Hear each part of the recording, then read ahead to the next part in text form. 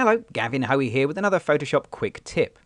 Now, this tip we're going to look at custom brushes, and if you've already seen this month's Technique of the Month video, you'll know we made this image by defining our own brushes.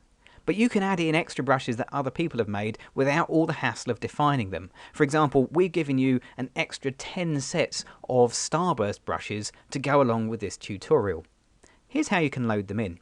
First of all, inside of Photoshop Elements, you need to come up to your brushes. So let's get our brushes. I have already that tool active. And on the options bar here, you'll find this very small kind of preview of what a brush does. Next to it is an even smaller down arrow. Click that and you'll get into your brushes. These are the brushes you currently have installed on Photoshop Elements. Now the next one's kind of small but vital. Up here in the top right corner, there is a tiny, weeny couple of arrows pointing to the right-hand side. Click those and you'll get another menu opening. Now, halfway down, you will find something called Preset Manager, and below that, you'll find Load Brushes. Now, I know what the temptation is. The temptation is, if you want to load new brushes into Elements, click Load Brushes. But don't do that. It seems sensible, but trust me, what will happen is you'll wipe out your current brushes in Photoshop Elements, and you won't get the effect you want. We want to add brushes to our existing set, so we're going to use Preset Manager.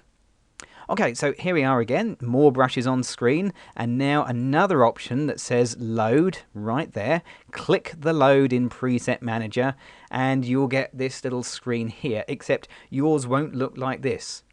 The default setting is somewhere deep inside of Windows, and what I've done is already navigated to my brushes, so you'll need to do the same thing. You'll need to navigate your way using this preview to wherever you've downloaded your brushes from the CD.